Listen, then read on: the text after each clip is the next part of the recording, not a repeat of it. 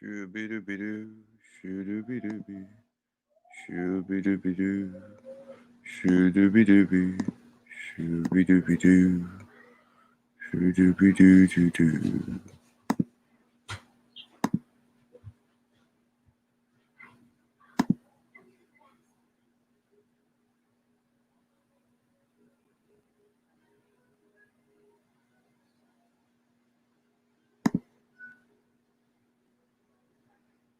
Shoo-be-doo-be-doo. All right, got a good topic. I think requires some attention because everybody's always talking about the same old subjects, and enough attention doesn't go to other subjects. You understand? One subject that has my attention. I was rocking kid was rocking Vladdy. One subject that, and it's had my attention for a while now. It's not a new subject. I've actually discussed it before, extensively, and it has my attention because I was goody Timmy, was goody Damien. It has my attention because of a tweet that I just read. Shout out to Mr. Two Hands. He was talking about it. He took a poll, and he doesn't really feel that it's a duck. The way I look at it, it's either or. It's black and white. Because if it was easy, you would do it just as easily as you would do something else. A lot of people try to disguise it behind, oh, it's just business. It's this, it's that. No, it's black and white. That's what it is. It's black and white because if it was easy, you would do it just as easily as you've done other things. More so, you have more to gain out of this situation than you've had in other situations. So why wouldn't you do it? What's stopping you? Talking about the Jamel Herring versus Berchelt fight that in all likelihood won't happen. That's what I think it is. I don't think that fight is going to happen. That's boxing, folks. A lot of fights don't happen, But we're not here to talk about that it's not happening so much as why is it not happening? Can you categorize it as a duck? And in Miguel Berchelt's own words, he says he was never offered that fight. He thinks that Jamel just likes to talk a lot. And I don't believe Miguel when he says this because he actually drove up to Jamel Herring's fight. If you were never offered that fight, then what are you doing there? You scouting him. Just call it what it is. You were scouting Jamel Herring. You were scouting the winner of that fight. I believe it was the Masayoshi Ito fight. You were scouting the winner of that fight. You saw the fight. And if you want my opinion, you didn't like what you saw. That's how I look at it. And I think that Miguel Berchelt has a great resume, the best resume at 130 pounds. I think he's a good fighter, strong fighter. He's a threat to what other fighters are out there. It's not that he's not a good fighter. It's just that when you look at the situation, you got to call a spade a spade. He says he should worry about building his name. Let's highlight this. He said he should worry about building his name. And if he's able to keep his title, then down the road, we can unify when the fight will be a lot bigger because right now it isn't worth much. And I don't get that. What was the Jason Sosa fight worth? What was that fight worth? The Mickey Roman fight. And bear in mind, I loved the Mickey Roman fight. That was a great fight. But what was that worth? You were willing to have those fights, but comes to a world champion, oh, now it's not worth it? Risks versus rewards. That's what it sounds like to me. But I want to get people in on this. I do want to get people in on this. I do want to add a bit more structure to these lives. I do, because a lot of times you just get a lot of people that are talking over each other, and a lot of other people don't get to get a word in edgewise. So I do want to add structure to this. I'm going to add one person at a time to share their thoughts on this thing. What do you think, and how does it look to you? So I'm going to post a link in the description box. Pick one person at a time, and as briefly as you can, just tell me what you think about it, because it looked like what it looked like to me. My mind is made up. If you thought it was as doable and as easy as either Mickey Roman or Jason Sosa or Takeshi Miura, you would have fought this guy just as easily as you fought those guys. There has to be a reason that you rather fight low old Oscar Valdez, who hasn't proven anything at 130 pounds, instead of unifying with another world champion.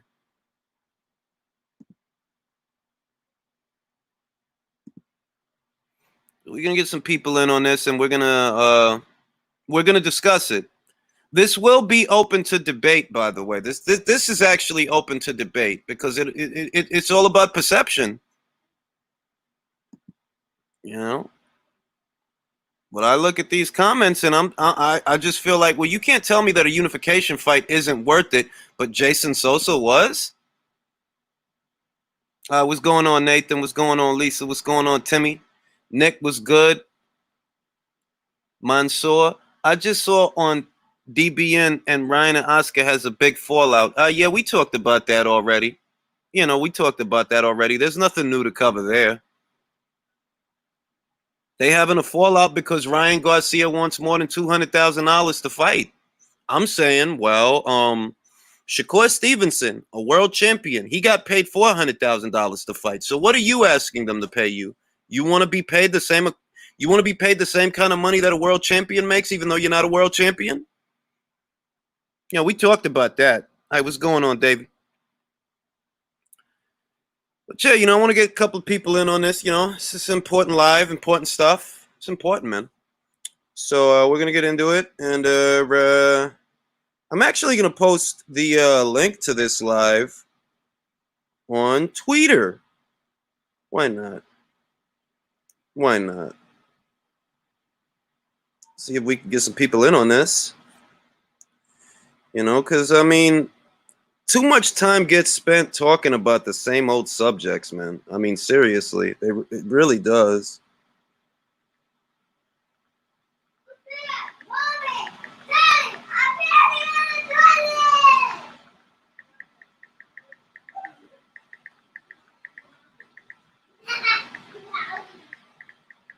Okay.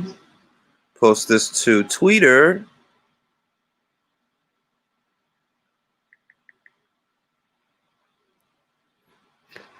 All right, so let's see. Twitter is a social media app that many people use to tweet. I was just talking about Berchelt and Herring. Yeah, I saw it, bro. I saw it. That's actually what inspired the conversation. That I think about it as being black and white.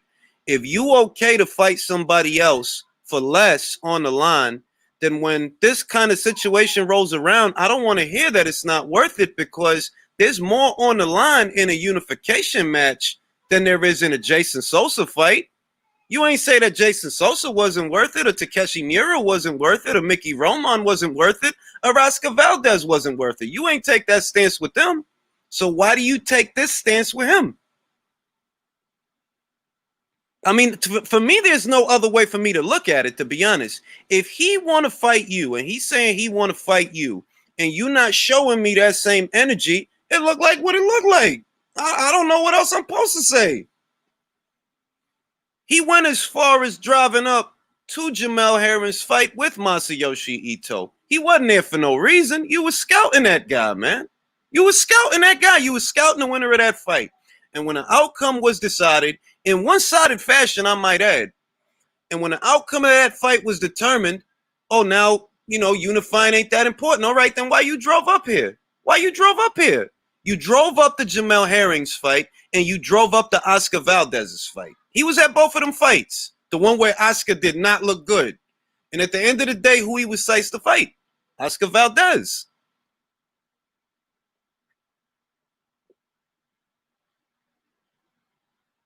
You got to be a reason for that, man. That's all I'm saying. Got to be a reason for that.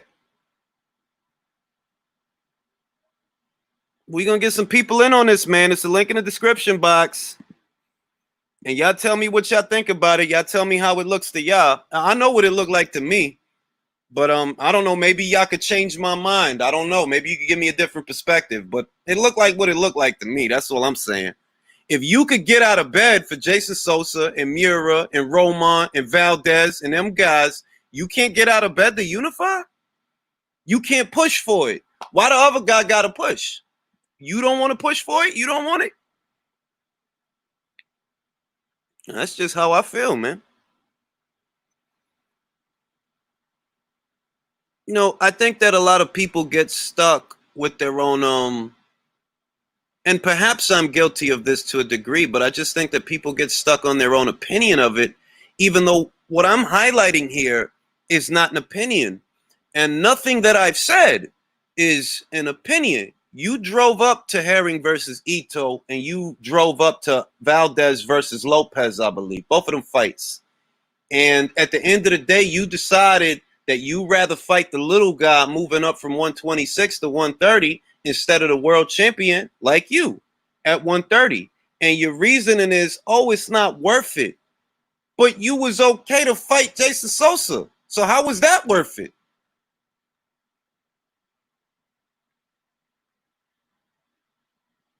We see how look, Jason Oscar Valdez. It was a great fight with him and Scott Quigg, by the way. It was a very entertaining fight. But that was a war. And then he fights Adam Lopez. That's another war, bro. You got knocked down. I think he got knocked down in both of those fights. And he got knocked down before the Scott Quigg fight. He got knocked down. It's like he been looking how he been looking. That his defense is leaky. He take a lot of punches that he don't need to take. His defense looked like what it looked like. And that's the dude that you chose over a world champion.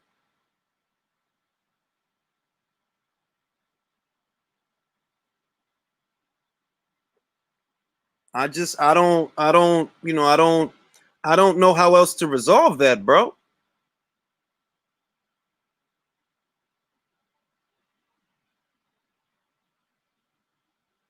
I like that. To me, it's actually pretty cut and dry. If I'm being honest, like, well, why would you choose Oscar Valdez over a world champion? Why would you choose him? That's all I'm saying. You can't sit. If you'd have said something else, I don't know. Maybe I would have thought something else. But if you're gonna sit there and tell me that, oh, it's not worth it, but you fight dudes that's not worth it all the time.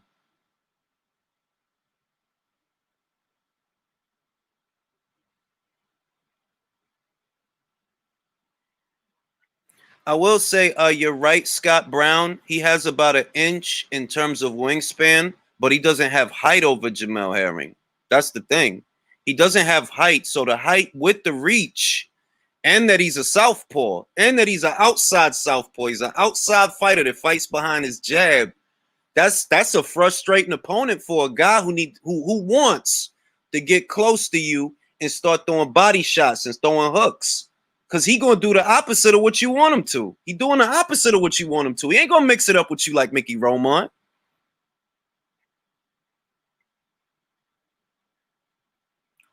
That's a fair point, that guy. But Frampton hasn't been. Remember, Frampton just came back, so it's not like Miguel Berchelt had all that much opportunity to jump on Carl. Because Carl really just, before everything got shut down, he kind of just came back with that Tyler McCreary fight. He started talking about he want to be a 3 division champion, and he just came back. So I can't fault Miguel for not looking at him because he wasn't really there for him to look at least not for that long.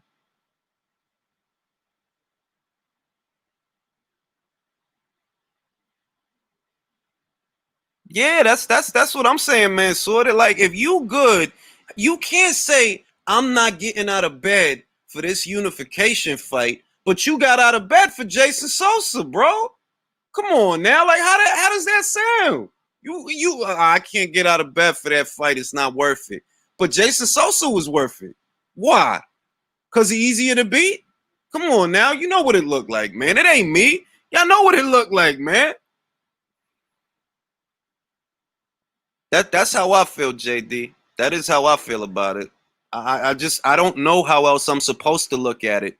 Those are all the characteristics that encompass a duck. That yeah, in a way, it's a duck. Why? Because he want to fight you, and he's saying that you went to his fight and you went to Oscar's fight.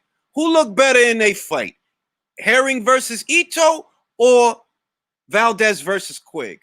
Herring versus Lamont Roach or Valdez versus Adam Lopez. Come on now. Come on now. Y'all seen them fights. Y'all seen them fights. Berchelt is the lightweight version of Thurman. He'd rather face smaller guys moving up than participate in unifications was I'm gonna give him a little bit more credit than that, Mansoor. I am, because he actually has the best resume at 130 pounds, and Thurman don't have the best resume at 147, not the second or the third best resume. So I'm gonna give him a little bit more credit than that.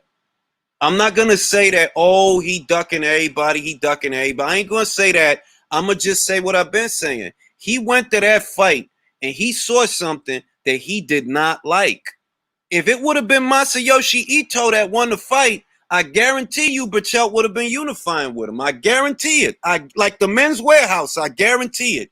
If Ito would have won that fight, because Ito ain't no outside fighter, he ain't no stick and move kind of fighter, I guarantee you Berchelt would have took that fight. He'd have been talking about unifying.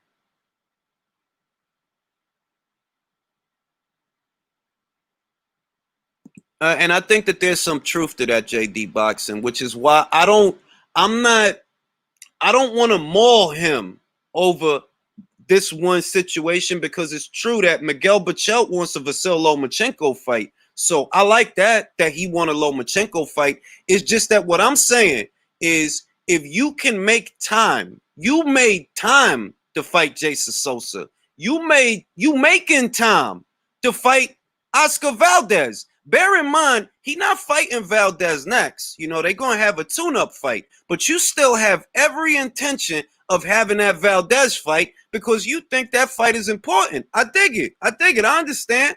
But fair is fair. Anybody looking at that fight, bro, Valdez going to get his ass beat. He might. He ain't been looking good. I'm sorry. So why you so psyched to fight him?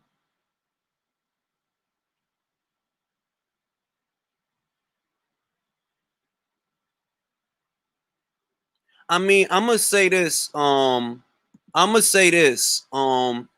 Two Hands. I'm gonna say this.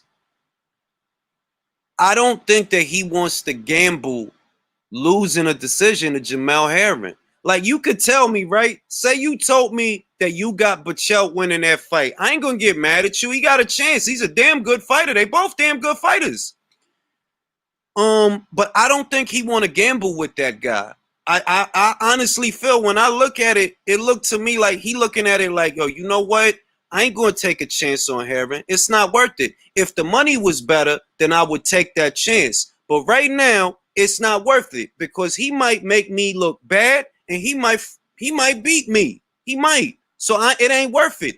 I'm going to take this Oscar Valdez fight because a lot of people know Valdez. And then I'm going to move up and fight Vasyl Lomachenko. Because you can't tell me that you made time and you took special interest in fighting Oscar Valdez, but you can't get out of bed for a unification fight. For as long as Miguel Berchelt has been a champion at 130, he never unified, bro. He never unified.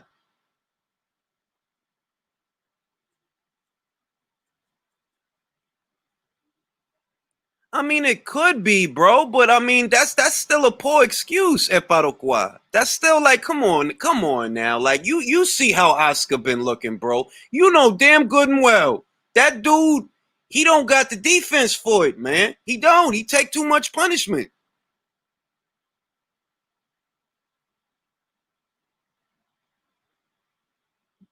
Arian, why are you naming fights that you know damn good and well ain't gonna happen? If Leo Santa Cruz did not fight Gary Russell at 126, who was on his same side of the street, if he did not give Carl Frampton the rubber match that he promised him in Belfast, why would he fight Miguel Berchelt? It's silly to ignore that. You can't bring up Leo talking about, yeah, that's a fight that he would have. What are you talking about, dog? I was rocking, Toby. What's rocking, Two Hands? Go ahead, speak on it, man. Yeah, man. Like as soon as I heard he was trying to take the Valdez fight over the Herring, unification, because I was always wanting him to fight Herring because 1+1 = 2. He got the WBO. Y'all on the same side of the street. Go ahead and fight him and get that strap. And then when I heard he was trying to fight Valdez, of course, I had to call it exactly how it was. I was like, man, that make you look kind of funny, but at the same time, the nigga tough as nails, man, and got hella skills. So I don't want to say he's scared but then so I try to look at it like, I'm like, well, maybe this nigga trying to fight Valdez because, you know, it's a Mexican dust up. Both of these dudes got names. You know, it's going to be a packed crowd. It's a bigger bag. You know, Jamel is still a little unheralded, but it's still, I can't look at it any other way. I'm all about keeping that same energy. So I would be a fake dude if I didn't say it didn't look what it looked like. You know, I just like, but I'm like, he still want the Loma fight and all of that. I'm just like, man, I feel like Berchelt beats all of those dudes at 130. So I just don't see him being scared, you know, and he got the best resume, but I gotta agree with you though. You know, like, see, this is what I think. I agree with you that it don't look to me like, oh, he's shaking in his boots and he can't sleep at night, feel me? It don't look like that. But what it looked like is, I'm not gonna gamble with this dude. I'm not gonna gamble with this dude. That's what it looked like. That maybe he not like scared that I'm like, oh, I don't want nothing to do with him. Like, it ain't like Davis and Loma, feel me? It ain't like that. facts. It ain't one of those. But it's still calculated that, like, dog, you can't sit there and say that, oh, it ain't really worth it. It ain't worth it. If it was easy, if you think it's easy, you get it out the way. You must not think it's easy. That's what it is. You don't think it's easy. Because if you felt you could beat him as easily as you beat Jason Sosa, you'd have did it. You would have Right. did it. What is the point in fighting Jason Sosa? Before anybody asks, yo, what's the point in unifying? What's the point in fighting Jason Sosa? Loma beat him already. What's the point? Yeah, Jason Sosa was already mincemeat, already got, you know, pretty much destroyed by Lomachenko. So his mentality wasn't the same. And we already know how fighters' mentality is after they take that L. And most in a lot of situations, not all, but I'm always a guy that likes to, you know, break down the styles of the fights. And I've always, you know, the Mexican style is always gonna be tough on a Mexican style fighter who likes to come forward and use his offense as his defense for a guy who likes to lay behind the counter and is a counter defensive fighter who's tall, who's rangy, who's known to, who likes to be precise and pick his shots apart. So yeah, that could be a long night for you for a guy who's only went as far as the 11th round in his whole freaking career and has been knocking dudes out in the 7th round up until the Vargas fight. You know, like, he probably don't want to look regular or had that dude make him look normal or risk even losing that fight. So yeah, you probably are looking at Valdez at 126. Like, man, I already know he could smoke Valdez. Like, he gonna smoke Valdez in 5 to 7 rounds, man. Like, so it ain't even like, and it's an easy bag. So he probably like, I'm gonna take this bigger, easy bag, but at the same time, I can't defend the action though. And that's what it looked like to me. They're like, look, I know that the Valdez fight, we could both argue, is a bigger money fight. So I dig it. That it's like, oh, well, that's easy money. So why I'm not going to take the easy money? Yeah, I get it. It's just that before it was about the easy money, bro, you drove up from Mexico to see that Herring versus Ito fight. You was there. You took pictures and all that. So, and you wasn't there for nothing. You was scouting. Call it what it is. You was scouting to see who was going to win that fight. And if it was Ito who would have won that fight, I guarantee, I bet my bottom dollar he would have took that Ito fight. I bet you he would have took that Ito fight. But he seen what it looked like. They're like, damn, this dude is taller than me. He got damn near the same reach as me, but he taller than me. He an outside fighter. He a southpaw. He uses jab a lot. I don't want to deal with that frustrating shit. I probably could beat him, but he might make me look bad or he might beat me. So nah, I ain't going to waste my time on him. The money not there for that.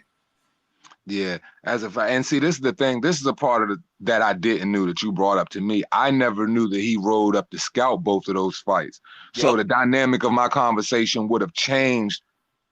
It would have changed dramatically just knowing that, because I'm like, that lends more credence to the fact that I'm like, yeah, dude, you probably was trying to, you know what I'm saying, look at the lesser of the two evils in this situation and not try to be normalized by this individual who's a slick counter puncher who likes to roll off of, you know what I'm saying, who likes to make his offense, his offense off of your offense, basically using his defense to, you know, pick his shots and stuff like that. Like, he unloads, he's going to pick his shots in between your shots and stay at range. And, you know, I just don't, you know, that's always a problem for a Mexican style fighter. That's slick. Yeah, a good outside fighter with a good 1-2 and good timing. Tack on that he's a southpaw, which which is already frustrating. Like southpaws is frustrating fighters to deal with, but he's a southpaw that actually uses his jab. That's one of his best weapons. The jab from the outside, moving around that ring. And he taller than you. He got the same reach than you, but he taller than you. He got damn near the same reach. Berchelt got maybe like an inch, but that ain't a lot. Not just an inch. This dude got like 3 inches in height on Berchelt, and he got damn near the same wingspan. And he's a southpaw, and he's a jabber, and he got a set of legs that he gonna move around the ring. Bro, you seen that and was like, man, I don't feel like dealing with that. I don't feel like dealing with that. That's what it looked like to me. Like, I don't feel like that. I probably could get to him in the later rounds after he loses a step, after he loses a second on a punch and tire out a little bit. But it's going to be frustrating because I'm going to be getting hit with jabs most of the fight.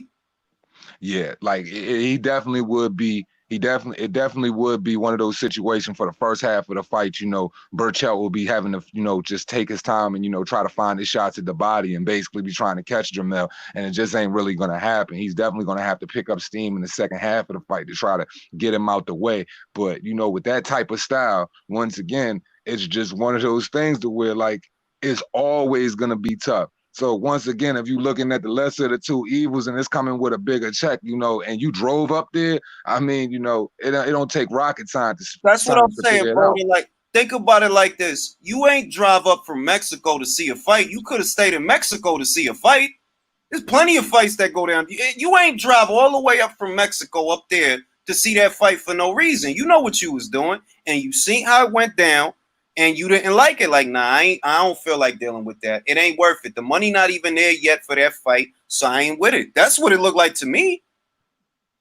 It's like you brought up the Lomachenko shit, which is a good point. That, well, he is down. He is down to fight Vasyl Lomachenko, so it's hard to call him like a ducker that you just don't want to fight nobody. Nah, he not a ducker.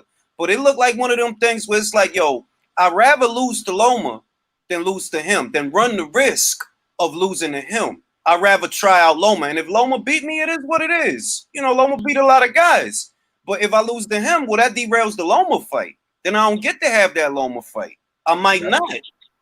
That's a fact. And then the fact that, you know, because, you know, if you lose the Loma, nobody's going to look at it like there's any harm in that. And Jamel, you know, I think it's going to be a different kind of perspective on how people feel about how you lose to Jamel. And then Jamel is 5'10" at 130. So, exactly.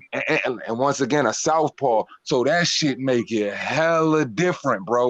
Lomachenko is your height. You know what I mean? He's on the level with you. It kind of change. It definitely changes the dynamic of things. Even though Lomachenko's skill set is far superior in my eyes, but that dude is 5'10" at 130. You would have to deal with that, a slick counterpuncher all night at freaking 5'10" who likes to pump his jab out and is no stranger to staying studious using his reach. Like, the other thing is that if you Berchelt, you probably seen that Salido fight and you telling yourself, yo, if Salido did that and Salido got his ass beat by Mickey Roman and then I beat Mickey Roman's ass, I could fuck around and get Loma. I probably could get the Loma because Loma got a smaller frame than Herring. So even though Loma is a highly skilled fighter, no doubt about it, you still a guy that moved up 3 weight classes. You're not a real lightweight, and everybody know it. Lomachenko is not a real lightweight. He moved up 2 times to get the lightweight. That's a fact, and that's why I tell people, I'm like, bro, like it gets to a point to where, you know, skill can only carry you so far. You know what I'm saying? Once you get a guy who's young, who's got ability, and wants to press you, because if somebody puts that same type of attack on Lomachenko, I feel that sort of Salido did. That's a young, like a Teofimo or Berchelt or something like that. I'm just like, yo, the outcome can be quite different because, like I said, this dude is wet French fries at the weight he's at right now. He's maxed out at the weight he's at right now. So it's different, man. I'm gonna say that I don't think a lot of I don't for example, like Berchelt versus Lomachenko, everybody just naturally goes, oh, like, no, I don't do that, bro. They built different. They all built different. And I see a guy in Berchelt that could give Lomachenko problems. But I see a guy in Herring that could give Berchelt problems. Why? Because he's not a mid-range to inside guy. He don't got to be close to you to hit you. He could box you from the outside and neutralize all your shit. You need to be mid-range to inside to go to his body, a mid-range to inside to get off them hooks you was getting off with Mickey Rome on. In order for you to get mid-range to inside, you're going to have to get past this man's jab before you even get to do any of that. With Loma, is different because Loma's smaller. He don't got that height. He don't got that reach. Right, So he's already right there for you. Yeah, like you might could actually get to him because his arm ain't that long. He practically gonna be mid-range to inside. If he get full extension on a punch, he practically is mid-range to inside because he's small.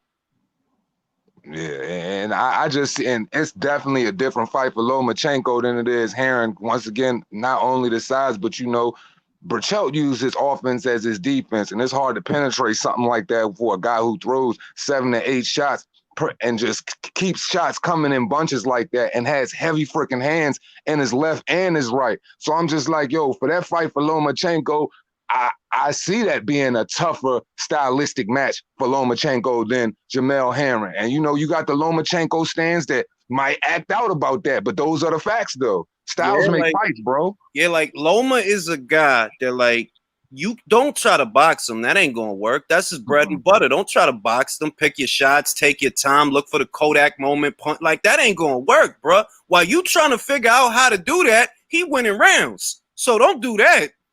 What you got to do with Loma is you got to try to run him down. It involves taking risks. It involves taking punches, but you better off applying pressure on Loma than trying to box him. You're not going to outbox him. Your best bet is to rough him up, be physical with him.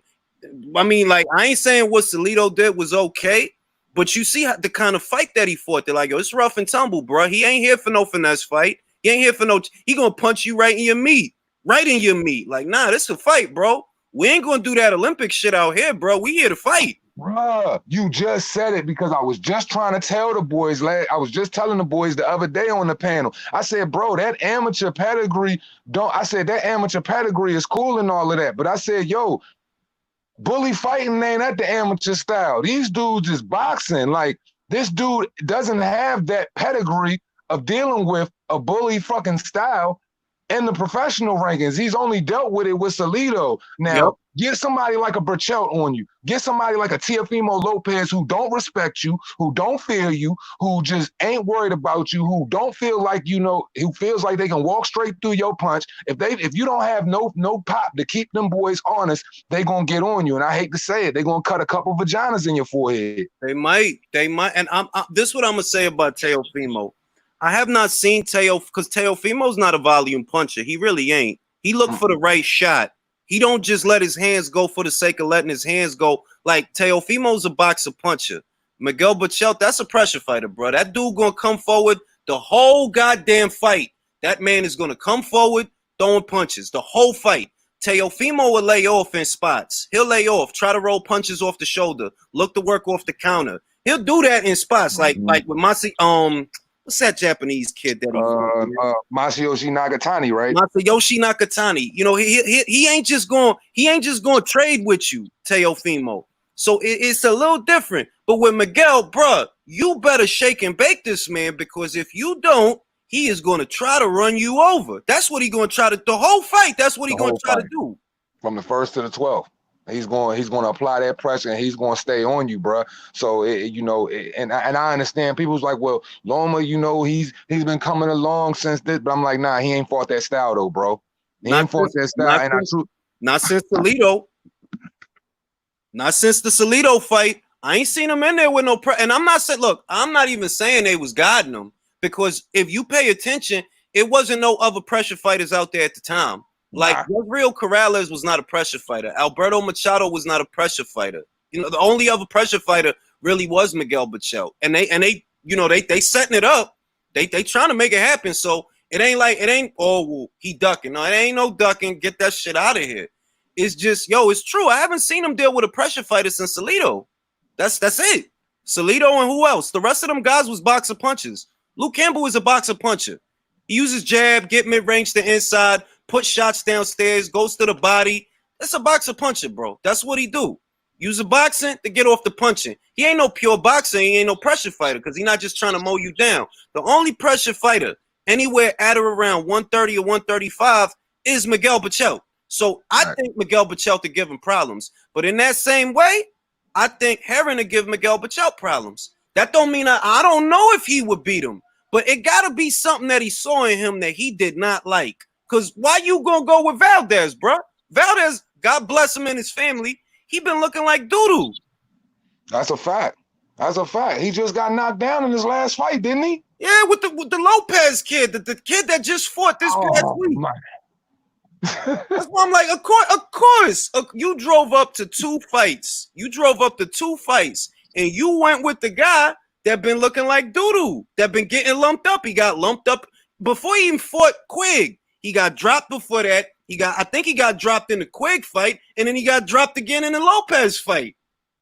Yeah, man. Oscar Valdez coming up to 130 and you fighting Berchelt, man. Like, of course, Berchelt welcoming that, bro. He got the plate set on the table with the fork and knife out. Like, he's just like, this easy money, man. Like, but Jamel Herring, that's no easy money, bro, because, man, since the beginning of time, what is Mexican fighters and Mexican style fighters always hated?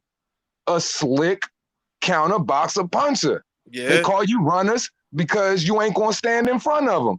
It's just like Danny Garcia asked when he fought goddamn Lamar Peterson. And I'm gonna tell you what, Two Hands. The same shit that Miguel Berchelt did with Herring is the same shit that Valdez did with Stevenson. Like, bruh, Valdez got more experience than Shakur. He do. But at the end of the day, if I fight Shakur, he is gonna either make me look bad or he's gonna fuck around and beat me. And that's going to throw that Miguel Berchelt fight right out the goddamn window. So you know what? I'm going to move up. Fuck all that. I'm going to move up now, huh? You can have that belt. Take it. I'm going to 130. Because if I mess with you, you might fuck up that Berchelt fight. I don't know that I can have that fight with you and move on from that to that Berchelt fight when in reality, it's not either or. You could have fought them both. You just chose not to. I'm just looking at your reason why. Like, bro, it got to be a reason. You decided you ain't have to go up there yet, bro. Come on, man. You ain't have to go to 130 yet.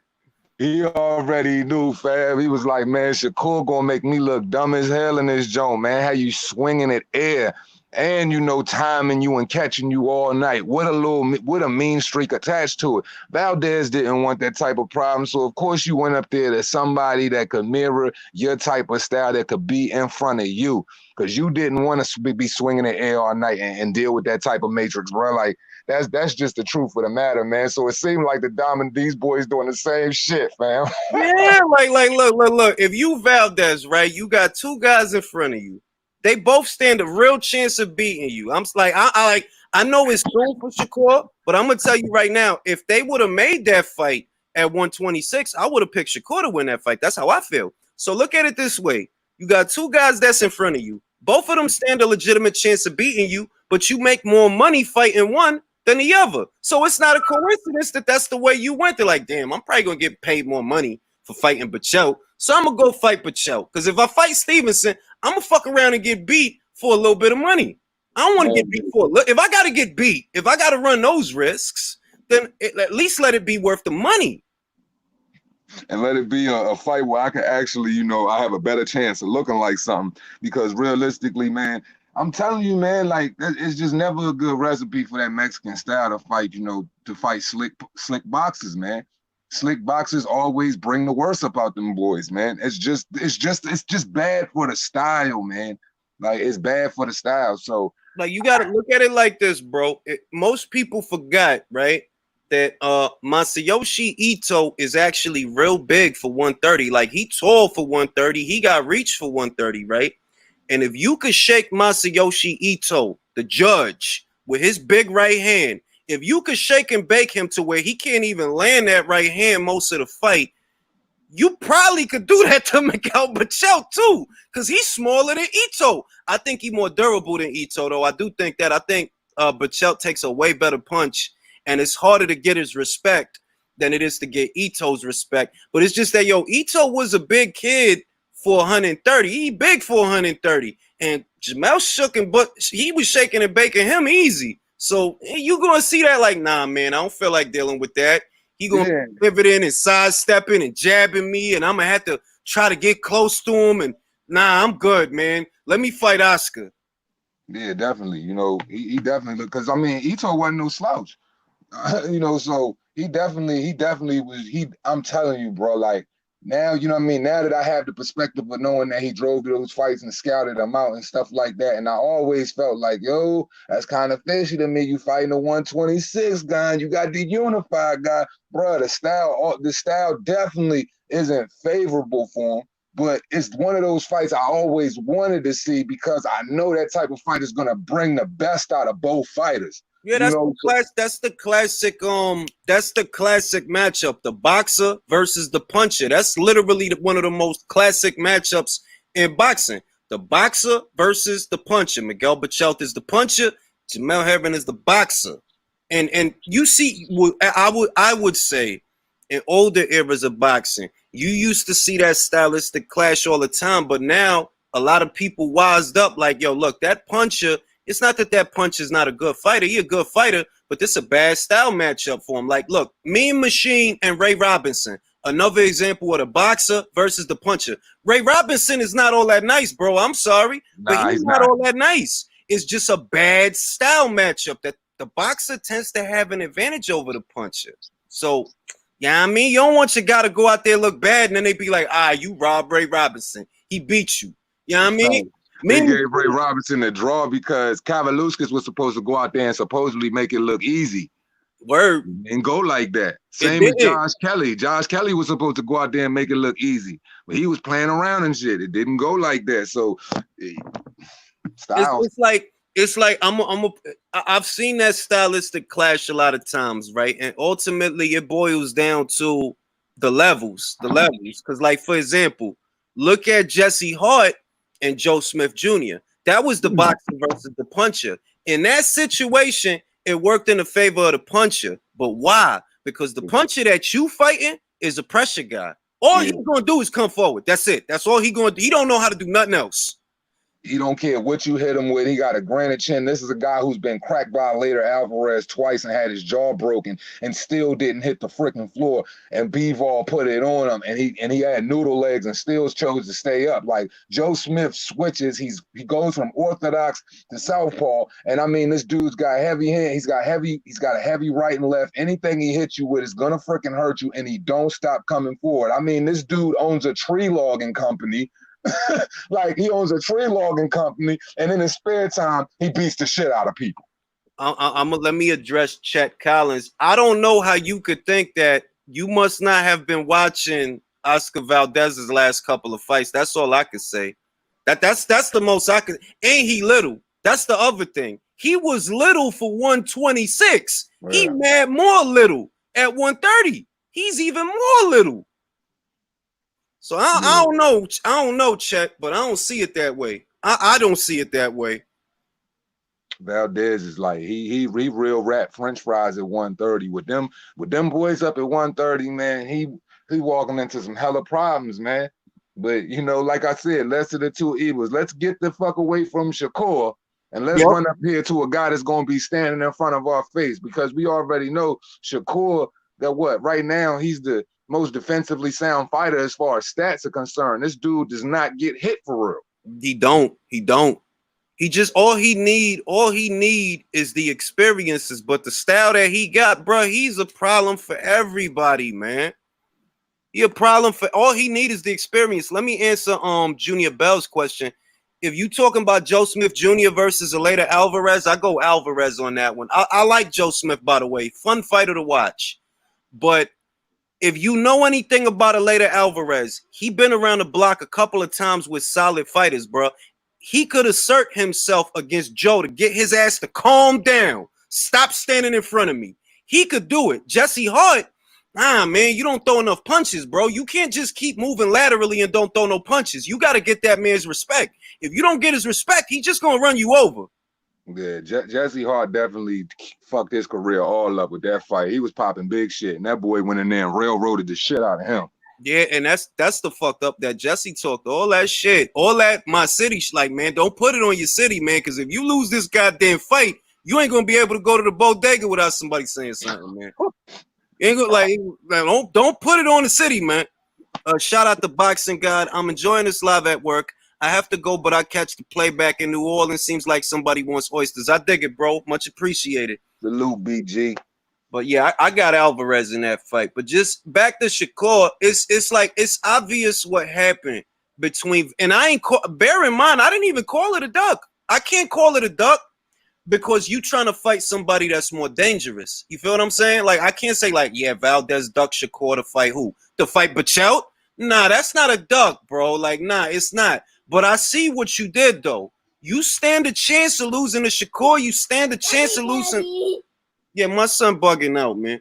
You stand a chance of losing to Shakur, and you stand a chance of losing to Berchelt. So you gonna go with the L that gets you the most money, and that's Berchelt. You don't want to lose to Shakur. You ain't gonna make a lot of money losing to that guy, man.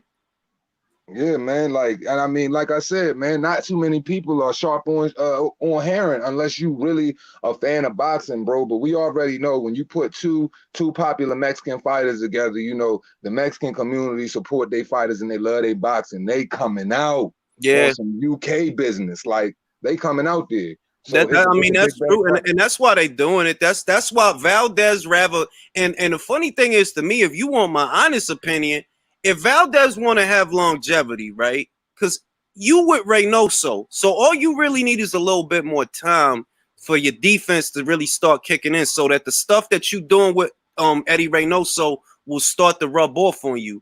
You should not be fighting Miguel Berchelt, dog. Like, no, you should try to fight like Jojo Diaz or somebody. Like, you shouldn't fight that guy, man. But he's a tough bastard, though. I give him that. He's tough. Yeah, the motherfucker can take a shot, man. He keep coming, bro. But it's just like, man, everything with Berchelt, bro, is hard, it's fast, and it don't stop. That's why I call him the machine gun, man. Because that joint just don't stop spitting, bro. It's just like you can sit there and talk about his deficiencies, but it's just like if you can't penetrate him, how can you? It's like really, what can you do with it? Like this dude, like if he don't stop coming. That's the thing. And the other thing is he take a great punch. Like he takes a great punch. Like the dude got a chin. So between having a chin and having bricks in your gloves, is he a handful, bro? Yeah, he puts it on dudes, man. Like when dudes jump in the ring with Berchelt, man, they really realize that they ain't even want to be in there, and they really want to check out after like the third or fourth round. You can start to see it in their eyes, man. Like it take a toll on you having somebody chase you down for 3-minute rounds for 12 rounds, bruh. It's like you gonna get tired. Like you might have started off okay by the 5th. You gonna get tired. Like damn, this dude's still trying to hit me, B. Why you still trying to hit me? Like, why is he still fresh? Why is he still fresh in the late rounds like the first, like, damn Dimitri Bivol? That's real rap, too. Dimitri Bivol start the 12th round like the way he start the first, dog. That dude does not get tired, bro. He got the only conditioning. That dude is a problem. He is a problem, man, because he's such a smart, poised fighter, man. He picks his shots perfectly. Like he does not waste a punch, bro. And I think that has a lot to do with, you know, his stamina and being so comfortable in them later rounds too. But that dude is an animal, man. Because like Bivol and dudes like Berchelt, they don't get tired, man, and they just gonna keep coming. But Berchelt, it's like, yo, you got this dude punching you all night, beating you all up, and I mean thudding shots, hooks on top of hooks, straight overhand rights on top of lefts. And you're sitting there like, man, I don't have not a punch that I can get off to make this dude honest. Because every time I go to punch, he's punching me 7 or 8 times. That's the worst part. That like it's not even just like one is trying to get a shot off. 2 is trying to get a good enough shot off that he'll leave you alone for like a couple of like, damn dog, leave me alone, B. You know what I'm saying? Like you might have to elbow him in the face, like, yo, get away from me, man. Right, that joint like a 4th of July barbecue in the evening with all the damn mosquitoes out and shit. And them joints constantly hitting you in the face and shit. Like real shit. It's like gnats, man. But I'm let me respond to Chet. Shout out to Chet. I hear you, Chet. But what I'm saying is, you know, fighters get better. You know what I'm saying? Look at Henry Armstrong. He lost like 3 of his first 5 fights, but he got better. And it's a lot of guys like that. Juan Manuel Marquez, he lost his first pro fight. Motherfucking Bernard Hopkins, we talk about him losing his Kevin first Farmer. fight. Yeah. Tim Farmer lost a lot of fights before he won the belt. Facts. So it was something like 4 losses or some shit like that. When he lost them fights, Chet, he wasn't with Brian McIntyre. That's the other thing you got to remember. He wasn't with Bo Mack when he lost them fights. Yeah, how many losses does he have with Bo Mack? 0. So, you know what I mean? So, you know, sometimes, fighters get better after an L. So you got to take that into consideration, too. They're like, he got a couple of L's. It happens, but he a better fighter now than he would. Look at Ugas. Ugas got a couple of L's, but I tell you what, he a better fighter now than he was when he took them L's. Hell yeah, he's a nasty freaking boxer puncher, bro. Really counter defensive, super solid, man. Ugas right now, I feel like is at the top of the tops in the division with Crawford and Errol, and Manny. Like I feel like those 4 right now they present the most problems. Like Ugas is up there, and I really think, in my personal opinion, I think Ugas gets Errol, but that's just my personal opinion. That's spicy. That's spicy. I'll tell you what. I ain't gonna tell you that. I'm not gonna tell you that. But I tell you, I think Ugas could get Thurman going to his body. If he do the Thurman, what he did to Omar Figueroa, Thurman better use those legs, because if you let that man get close to you, dog, it's a wrap. It's a wrap. Because that boy got a soft core. That boy cannot take a punch to the guts. A punch to the guts freaking changed the whole outcome of the fight for him. I mean, he got a soft core. And you see, like, look, and I'm shout out to Sean Porter. I love Sean Porter, so I'm not accusing him of ducking, but I'm just saying it's a reason that Sean Porter is more open to having a Danny Garcia rematch or a Thurman rematch instead of a Ugas rematch. When they asked him about a Ugas rematch, he wasn't interested in that. Like, nah, I'm good. But you can have a rematch with them? Why? Like, why? That's not. Oh yeah, we know why.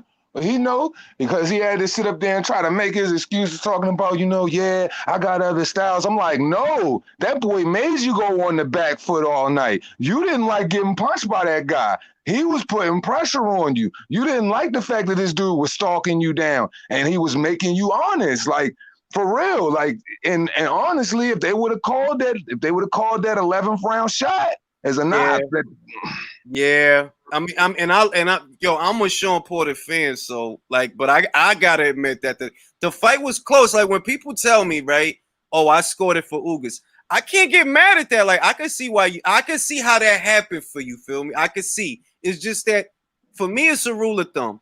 If the round is close or if the fight is close, they're gonna give it to the champ. Yeah.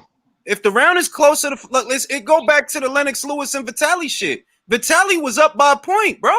But at the end of the day, they stopped that fight because they giving the champ the benefit of the doubt. Like, yo, you keep getting punched in that goddamn eye, bro. I know you up by a point, but you keep getting punched in that eye. So they stop the fight. They get a champ the benefit of the doubt. It's never been different. Yeah, man. But shoot, man, Ring, I appreciate you for having me, man. I got to get up out of here, pick my daughter up, man. All right, always a pleasure, man. See you on the next live, man. Yes, sir. Yeah, man. I'm just saying, to my original point, and I don't want anybody to think that I'm grilling Berchelt, but I'm just saying, you got to call a spade a spade.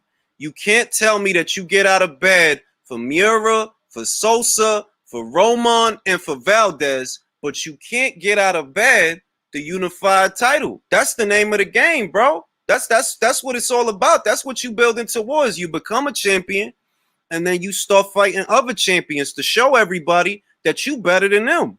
That's the game. That's it. So if you more interested in fighting a little dude on a come up that he just moved up, like what, a fight ago, like one fight ago or something like that, it looked like what it looked like. It looked like what it looked like. I'm gonna post the link for you, Junior.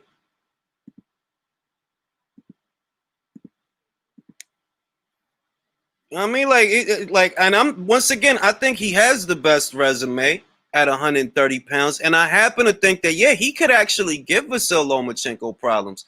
All of that is anecdotal. That's just what I think. reality is highlighted right here. That when they started talking to you about unifying with that man, you said he's not very interested, bro.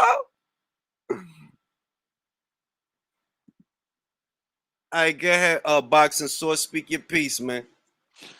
So crazy right now. What's good, Ring IQ? I'm good. How are you? JC's back. Hey, I'm good, man. How you been doing, man? Chilling, Talk about this chilling. Berchelt thing, man. Yeah, man. I mean, it looked like what it looked like, man. That's I like. Look, I like watching Berchelt fight, but I'm just being honest. And I'm like, all right. If I look back, look at how long Berchelt been champion at 130, right? And Yeah. if you backtrack in his career, you're gonna be like, damn, yo, he was champion that long. Why he never unified a title? Because it was a lot of titleists while he was there. Tevin Farmer was a titleist. Jezreel Corrales, Alberto Mm-hmm. Machado with a baby belt. Vasily Lomachenko was there, Javante Davis was there, Jamel Herring was there, and you didn't unify with none of them. So you gonna ask like, yo, what happened? And when you look to see what happened, at least one time, it's gonna be that you ain't feel like it. That's basically what you telling me, that you ain't feel like it. But you felt like fighting Jason Sosa? Yeah, man. I mean, to be a world champion since 2017 and not, have one unification bout, not one. And that was just, crazy to me. And, he was really ready to unify when Masayuki Ito was the champion with the WBO. But when Jamel Herring won that belt, he was like, you know what? Nah, I'm good. I'm gonna just keep defending my WBC belt. You Yeah, know, that's what it looked like to me. yeah, I wish I had. There was like a tweet, back and forth tweet between Berchelt and Herring, where like Berchelt was like, "Man, you ain't even popular yet. You need to get your profile up and all that type of stuff." But he wasn't saying that when it was coming, when they're talking about Masayuki Ito. That's what I'm But when saying. Jamel Herring, yeah, That's exactly that. I'm like, yo, you can't do like, bruh. Ito didn't have a profile neither, but you was cool with fighting him. yep. Yep, and you ran through all of those guys that held the title at super featherweight that he didn't, even face. So it's crazy that Berchelt, never really wanted to unify, man. That's, I mean, and that's the thing that, like, if you look at Zerto Ramirez, right, when he was champion at 168, he get a lot of criticism for that because it was like, yo, you was the first Mexican fighter to win a title at this weight, so that's historic. But at the end of the day, you didn't really, aside from two Jesse Hart fights, and Mm-hmm. and I think he fought Porky Medina when Porky was undefeated. Other than that, like, yo, you really didn't do nothing over here. Now I'm gonna say Berchelt has a better resume comparatively than Zerto Oh had. yeah, He like it is better. It is better. So it ain't like it's thin. He has a solid resume, but it's still one of those things to where people gonna be like, yo, you was champion there for a beam and you didn't unify with nobody. That's yeah, gonna man. that's gonna be cause for criticism. Yeah, the thing with Zerto is all he has is what that Arthur Abraham fight and the Jesse Hart fights, and that's pretty much it. Yeah. And really, if we being honest, Jesse Hart was the best like name on his resume, bro. I was Yeah. wasn't it? I mean, who else? Man. I mean, yeah, I said Abraham, Maxime Bursak, Habib Ahmed. Like what? Romer Alexis Angulo. Nah, all Like, right. I'm gonna say Roma Angulo. Roma Angulo. I'm gonna say that's a victory that aged well, but only because Roma upset. He just upset not that long ago. Anthony Sims. So it's like, all right, all right, you got it. All right, you got Roma Angulo. All right, all right. It's not great. He wasn't great when you fought him, but all right, mhm. all right. It's like Julian Williams on Jermall Charlo resume that when you fought him, he hadn't actually done anything. But because of what he did afterwards, it's like, all right, all right. Right. Yeah, true. And well, he had Zerto had a win over Maxim Vlasov, who Aaron was trying to get him in that so-called tournament that they were trying to put together with Zerto. Mm-hmm. But Zerto didn't want parts of that, so he was like, you know what, I'm good. I don't need that tournament since I was already champ at super middleweight. So he should have had that shot for the light heavyweight title, but they didn't want to do that. So Yeah, I don't know what he's gonna. I mean, just talking about Zerto, it's like, bruh, it's nowhere for you to like hide. You know what I mean? Like, where you gonna go, bro? All these guys hit hard. All these guys could box, and the ones that really can't box, they still hit hard. So it's like, bro, you better do something, bro. Like you gonna have to, because I know you can't go back to 168. You can't go back to 168. man, he might be on the show for about a year and a half before we see him fight again. Don't be Bro, I think surprised. it has been a year. I think it's been a year, It's bro. been a year, yeah. It's been a year around this point now, yeah. I'm like, bro, like you gotta figure it out, bro. Like you either, I mean, I don't like what you gonna retire. Like, what are you gonna do, bro? Like, you gotta fight somebody, bro. Yeah. Yeah, it's like, I mean, you're gonna have to break down and do something, man. Like even now, like when Top Rank is having, their fights and their fight cards, like all of these other guys are being set up to be part of the fight card, but still don't have anything. So it's like, come on, man, you got to do something. Either that or just break away from Top Rank, one or the other. You know what? I heard that he went to Matchroom, right? And he was trying to get Eddie Hearn to like give him a lot of money and all that. But when he went, Zerto wasn't a champion. He had just had that Tommy Karpinski fight, and it's like, bro, why you want Matchroom to pay through the nose for you when you ain't even got a belt? Like I see what you're trying. You know what he should do? Go to the PBC, bro. Just go over there. Just go to the PBC. I see you don't really want to fight Alvarez, and you don't really want to fight Joe Smith Jr., and you don't really want to fight Bivol. You don't want to fight, but you don't want them guys. All right, just go to the PBC then. Then you won't have to deal with them, and you could just fight Jack and Pascal and the older guys that they kind of on their way out. Either that or fight Marcus Brown.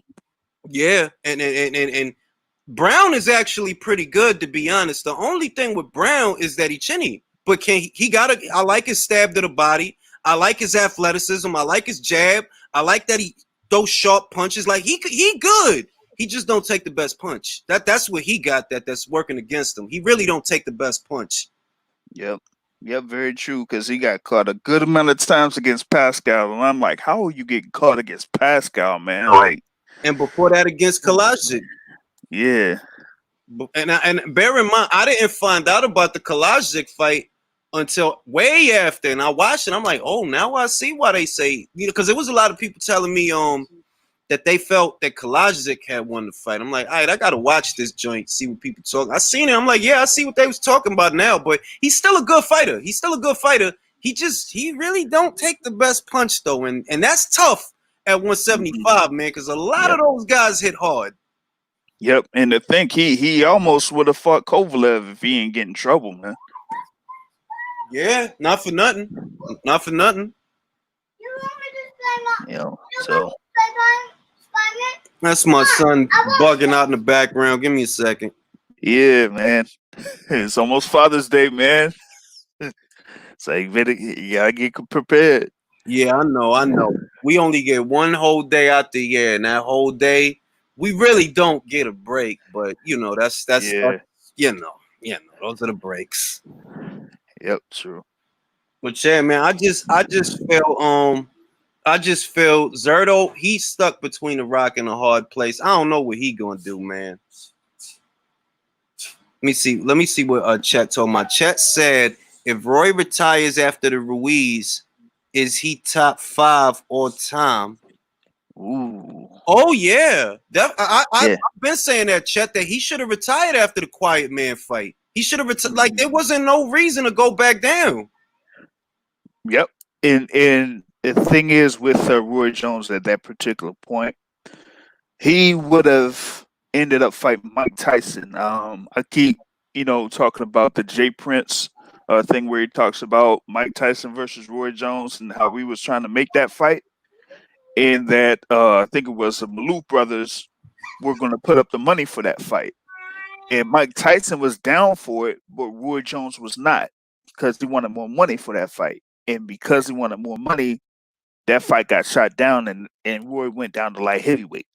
But for me, I think that Roy would have been able to take Mike Tyson in that particular fight, and if he did that, and then kind of like walked away after that, easily top 5 all time. Yeah, like I'm gonna say that even without the Tyson fight, right? Because most of the blemishes that Roy eventually amassed on his resume was after the John Ruiz fight. If he would have retired on that fight, bruh, top 5 all time, easily. Like it wouldn't even be an argument. Like you ain't even gotta say like, oh yeah, it was just John Ruiz. I'm gonna say to everybody the same shit I said about Canelo and Kovalev. If it's easy, why everybody don't do it? Even if it was John Ruiz, it's still a heavyweight, bro. How many middleweights today you see going up and fighting any heavyweight at all? Yep. Because it's very tough to kind of carry that weight when you've been used to 160 and 168. Now you got to go, above 190, 200, and go after guys that are like 230, 240 at that particular time. That was like at the point where the super heavyweights were starting to get on. Yep. So for Roy Jones to, do that against John Ruiz, that's like, look, historic to say the least. I would be impressed. Like, look, I'm the best parallel that I could use is look at Golovkin fans, right? Shout out to Gennady Golovkin. He's still a good fighter. He had a good reign as a middleweight. But whenever you would say that he should move up in weight, or you would like to see him move up in weight for like, just any of those guys that are up there, not even just the same old Andre Ward conversation, because Andre Ward wasn't active. And so that's why that conversation is kind of stupid to me. But like for James DeGale, Caleb Plant was calling him out 2 years ago, right? And you see how it's pulling teeth just to get the guy to move up. Like he never moved up. He probably never will. He might not. But Roy went to fucking heavyweight, bro. He went to heavyweight. Imagine if Gennady Golovkin fought like Joseph Parker or somebody like that. You would have to give him props. Like, yeah, Joseph Parker's not the greatest heavyweight, but that's still dope that you could go up there and do to him what Roy did to John. Except you didn't do that. And ain't none of these guys going. Which one of these middleweights you think gonna go up to heavyweight? Like, bruh. None of them. Like that's like saying, who is it now? Jamal Charlo, who's who was at 154, is now, at 160, like going up to heavyweight or even light heavyweight and trying to see if he could do something. But, they're not, they don't have that ability to kind of carry that type of weight. So, and going into Golovkin, Golovkin was kind of open to going up to 168 for a couple of people like I call him Lil Chavez, Julio Cesar Chavez Jr. or Carl Froch, but he still didn't actually do it. And the only fight that he had above 160 was against Steve Rolls. So exactly, there you go. So it's like, and that's why that's a big talking point for me, that everybody act like being a multi-division champion, that it'll work out for, no, it won't work out for everybody, bro. That shit is a big if you could be a champion in more than one weight class, that's solid, because not everybody could do that. Some guys will go up once and get their ass beat, just once, get their ass beat. Like, you're not gonna be at 54 who you was at 47. You might have been a bully at 47. It's bigger bullies at 54, so you might not get away with all that fly shit. The same applies to 60 and 68. The same applies to 68 and 75. But that's a great example there with 47 and 54, because many of the champion right now, Earl Spence, and former champion Sean Porter, those guys come up from walking around at 160 or 168 or so to fight at 147. They can't really do that same thing at 154 because you have guys coming down from up to 170 plus to fight at 154. Like, look at Jared Hurd. Jared Hurd, was walking around at like 185. Exactly. Fighting at 154. So that dude is a goddamn cruiserweight. He's a goddamn. He walk around at cruiserweight. Now I'm gonna address the Chet saying. I'm gonna put it to you like this, Chet. The best examples in recent memory is Jose Pedraza and Jorge Linares. You saying cherry picking weak champs don't mean much to you. Cool. But them dudes went up and they didn't even fight champions and got their ass beat by journeymen. They got their ass beat. The both of them. Jorge Linares was the guy at lightweight for a little while. He was the guy. He go up to 40, he ain't shit. He got beat by a journeyman. Pedraza, he was formidable. He put up a good little fight against Vasily Lomachenko at 35. He was a champion at 130. He go up to 40, got his ass beat. So there's no such thing. Ain't I'm cherry picking a champion. No, because everybody can't fight a champion and win. It don't gotta be the best champion in the division. That's the other thing. Like, motherfuckers set the bar too high. Like, you gotta fight the man. No, dog. If you could go up there and win a belt from a guy that has a belt, that's good, because it's mad guys that can't do that, that won't do that. Forget can't, they won't do it. Yeah, the thing with Jorge Linares, I mean, he, had that fight with Vasily Lomachenko. He was able to catch him with the right hand and put, Lomachenko down to the canvas, but ended up, losing that fight. But then after, having one win, he faces Cano and gets washed in one round. In one round, bro. In one round. And Cano was like, what, 31-7-1? Bro, this a dude that had good fights with Hester, good fights with Kroller, good win over Luke Campbell. He dropped Vasily Lomachenko. He goes up to 40. He can't make it out the first round with a journeyman. Let alone a champion. Forget a champion. You can't make it out the first round with a journeyman. So don't tell me moving up in weight don't mean nothing, man. Everybody can't do it. Yep, that's true. That's real rap. Like, when I see a guy move up in weight, if you for like I'm gonna give an example.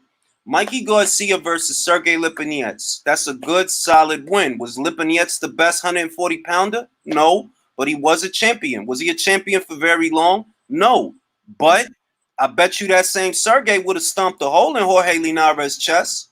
I bet you that. He would bet you that. He would have dusted him. He would have dusted him. I bet you. So don't tell me that, because Mikey moved up and fought Lipinets, that's not a good win. No, that's a good win, bro. That dude was undefeated, and I guarantee you, most lightweights wouldn't have went to 40 and beat that guy. Mikey did. So you got to give him the credit.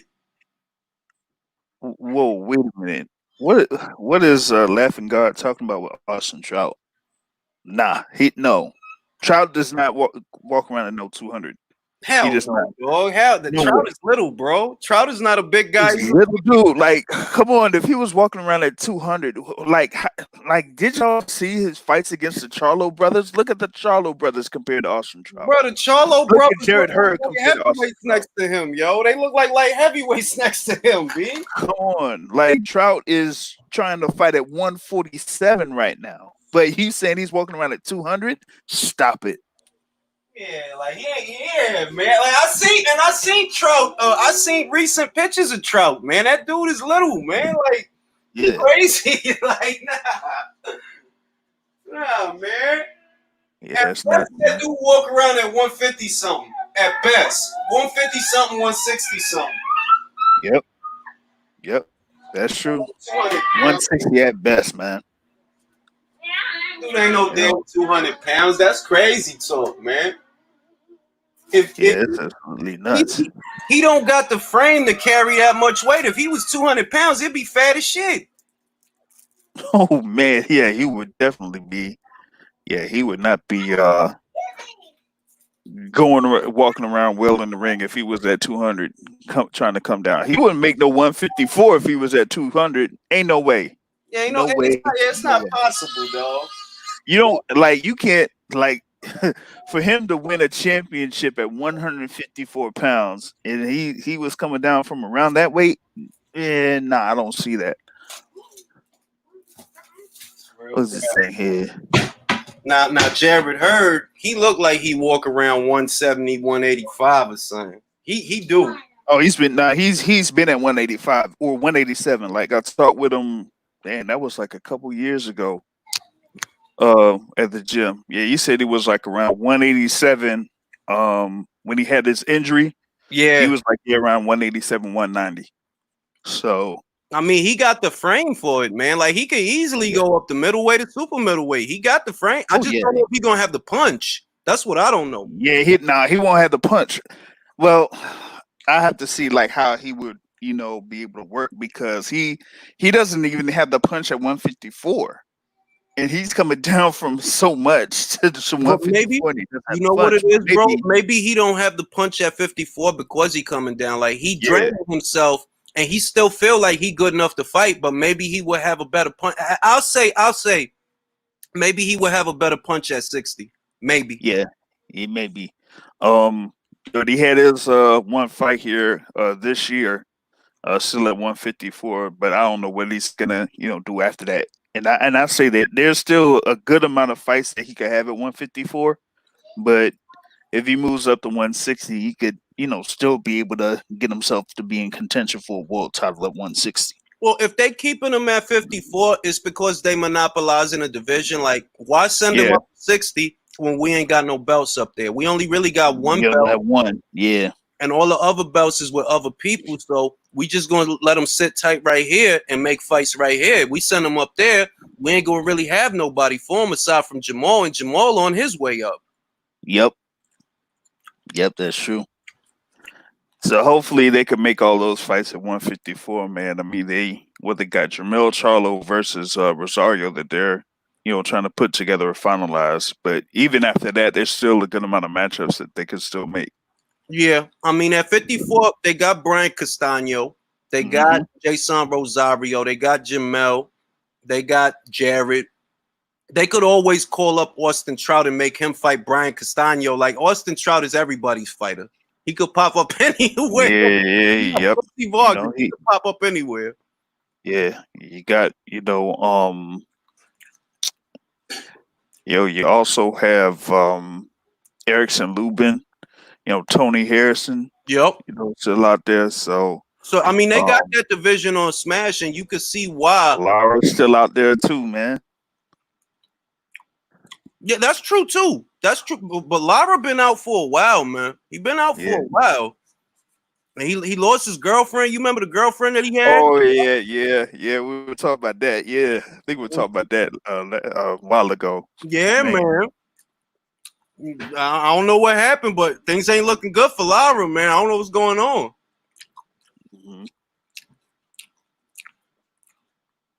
All I'm gonna say is when you start to see the guys at 54 start to move up, that's when you're gonna see the guys at 47 start to move up because they're gonna keep the monopoly going to where they could just have all their in-house fights with all their in-house fighters. So once you see that Jamel and them guys and Jared that they start talking about going to 60, that's when you're gonna see them 47 start talking about going to 54. That's what they're gonna do. Yeah, I mean, that's why Davis he looking at Leo like, bro, why are you even looking at Leo, bro? I'm not paying for that. I'm not. That fight was basically set up from December before Tank fought Gamboa. Yeah, they were trying to build they're trying to build Tank as the next pay-per-view guy for Showtime, so they need something to kind of like get a little bit of interest going with him. So that's why they chose Leo. I've spoke with my guy Gary Jr. multiple times, and he's like, yo, there should be no reason why they can't have Gary Russell Jr. versus Tank Davis in Washington, D.C. That's true. They shouldn't be. It shouldn't be. He's like, yo, I could get up to 130 or 135, no problem. I want that smoke. And so he's like, why not, Tank? Just come on with it. If you want that pay-per-view money or you want to have a pay-per-view fight, then yeah, I could step up and be that guy for you. I'm gonna say that with Tank, it's kind of a bad investment because he can't. It don't look. I mean, I don't know, but just going off of what's been going on and what's been happening, he can't make 130 comfortably, and that's the problem. Right. 135 is dominated mostly by other people that he is not down to fight, and they're not going to let. They're not going to let him fight them guys, man. Like Teofimo, even Richard Comey. Forget the guys in the front. Even Richard Comey, they ain't gonna put him in there with a guy like that, bro. Look at who they put him in there with, Gamboa. That dude been dropped more times than I remember, than I could count. Man, in that fight with Gamboa, like, I mean, that was supposed to be like another feature fight for Tank Davis even on Showtime. But even with Gamboa having them leg issues, Gamboa still had his instances where he was able to touch Tank Davis. So yeah, going up against a Richard Comey, that would not be a good look for Tank. At this particular point at 135. Like So at this he's point with it's tough. Tank, I would be happy at this point because I've been so just like his competition has just been so shit that God, can you at least fight Ivan Mendy? Can you at least Wow. fight him? Can you at least fight him? Wow. Because- Yo, that's like fighting man, that's like fighting Hank Lundy.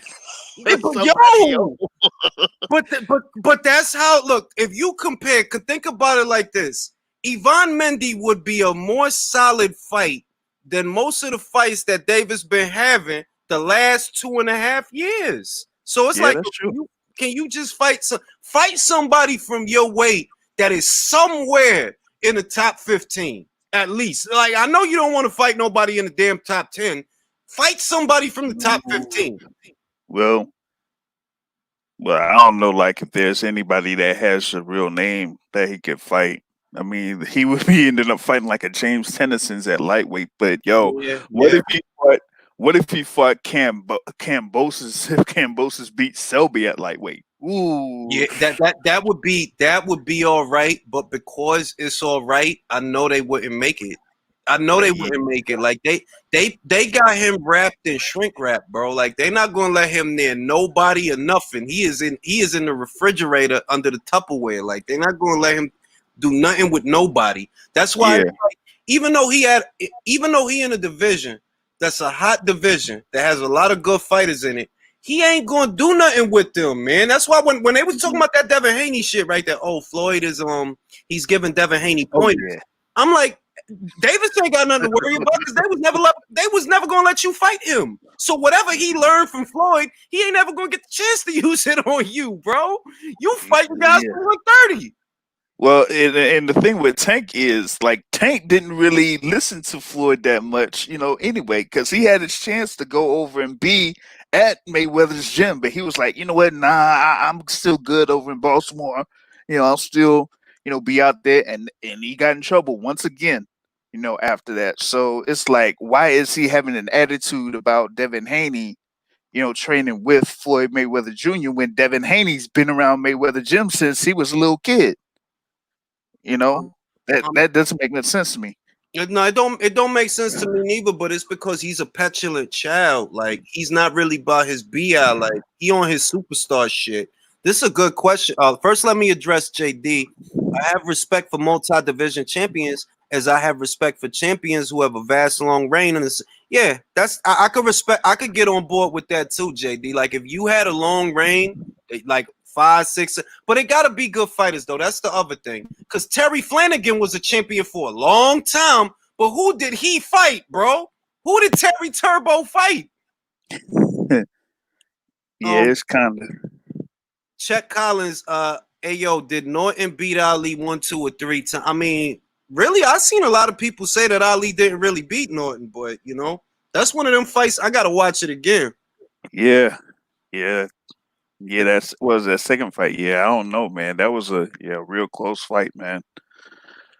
Well, so the thing with the weight divisions and long, time champions, it depends on like who they beat, whether it's multi-division or if they've held the title for a long time. I mean, we just talked about Miguel Berchelt, having the title for as long as he's had. We've talked about Gary Russell Jr., who's had the title for 5 years. So yeah. And the thing about Gary is like a tragedy to me because he's a good fighter. I wish he was more active because he's been fighting once a year for like 5 years now. I think it is 5. And it's a good weight class. Featherweight is a good weight class. It's fights there. But he only really fought 5 times in 5 years. So it's like, is that a good reign that you was a champion for 5 years? But in them 5 years, you didn't really fight a lot, though. Like, look. Look at it like this, bro. Emmanuel Navarrete fought Isaac Dogbe, right? He took the belt. Since he took the belt, he had 5 title defenses, bro. Tevin Farmer. when he got the IBF, he defended it 5 times, bro. I think it was 5. Well, yeah, but I mean, it kind of like goes into also the business of boxing too. Like when Tevin Farmer finally got to the point where he won, world title, he was, very busy, but he got like a little bit of a pay increase for fighting those guys. Yeah. Same thing with Emmanuel Navarrete. He's not necessarily at that level yet, so that's why he's trying to, stack his record up. Actually, shoot, he's fighting tonight, Yeah, he fighting ain't tonight. he? Yeah, He got to yeah, fight he in fighting Mexico tonight. City. And Yeah, this is gonna be his featherweight debut. Like after this, at least based on what I saw, he gonna stay there. So that title at 120, yeah, 122 gonna go yeah. vacant. Yeah, he might as well stay at featherweight as tall as he is, man. But yeah, with Gary, I mean, I've talked with Gary multiple times. Talked with him yesterday, but he's fighting these guys at one point because either other guys don't want to fight him or the contract thing ain't right because he I'm a, wants to get paid. I want Gary to get away from the PBC. If I had a Christmas Yeah, wish list, I really want he's a good fighter. He don't like he man. They not doing nothing with him, man. They not. They should have yeah, been made Leo fight. That yep, should have been happened already, bruh. They protected Leo from Gary the way they protected Leo from Rigo. That's what happened. That's hmm, what happened. They didn't want to let Rigo beat his ass, and they didn't want to let Gary beat his ass because that's in all likelihood that's what was going to happen. They wanted to wait and feed Leo Davis. That was all. And that was always yep, the plan. That was yep, always the plan. yep. And I mean, being in the area with Gary Russell Jr. and I talked with boxing fans, around this area, and they said like, yo, Gary has to, push himself more, get himself out there a little bit more. But I'm like, yeah, that's kind of on the PR side of It things. is. It is. So I mean, I would have to talk with the PR people about that. But yeah, him going to another, promotional company. Hey, he says he's a free agent, so why not, do a thing like Mikey Garcia did, have a couple fights, over at Matchroom, or one fight at Matchroom like That, Mikey did. that's what I'm thinking. That if I had a Christmas wish list, right? Forget about Gary going to lightweight for Davis. Forget that. Mhm. Get the winner of Warrington versus Yes, Tandu. yes, Get the yes. I winner of was that fight. just about to say that. I'm like, yo, that's exactly what he should do. Because he's been chasing Warrington ever since Warrington won the IBF title.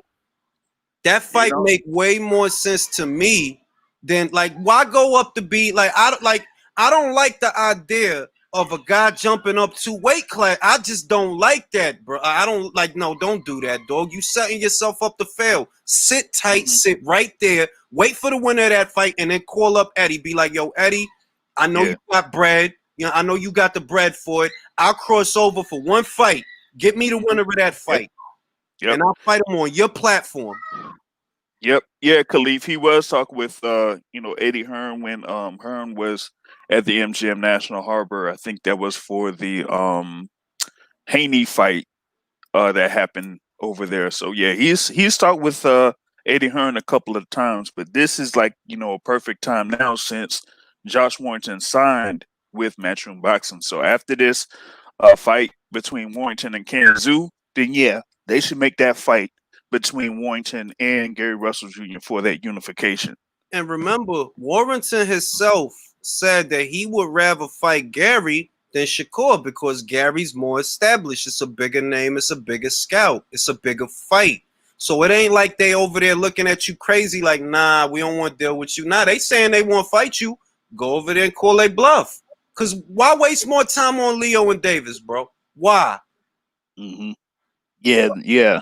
Al is not gonna, put those guys up against you, cause I mean, he's like, the 126 version of Rigo right now, cause they'll rather have Leo fight Abner Mares twice, or have Tank fight, all these other guys before they put either one of them against Gary Russell Jr. I That's mean, true. this is just like what was it? Oh shoot, they had that unification when Riga was a champion, and then they had another two other champions fighting over in England Yeah, instead you of talking either about one of Scott? them. I know exactly what you're Scott talking about. Quigg and They took Rigo's belt. They took Rigo's WBA title. They gave it to Scott Quigg. They demoted Rigo to the #1 contender. And the idea was, all right, we're going to make him the #1 contender. And then the winner of the fight will have to fight him as a mandatory. Carl Frampton won the fight and then moved up to 126. It's like, bro, like you stripped this man for nothing. For nothing. Yep, there you go. Nailed it. Yep, Frampton versus Quigg was that fight. I was like, man, I can't believe they pulled that stuff off. That's the WBA though, dog. They do the wildest stuff that you be like, yo, I can't believe this is legal, bro. Like, I just can't believe y'all got away with this. How you going to promote him?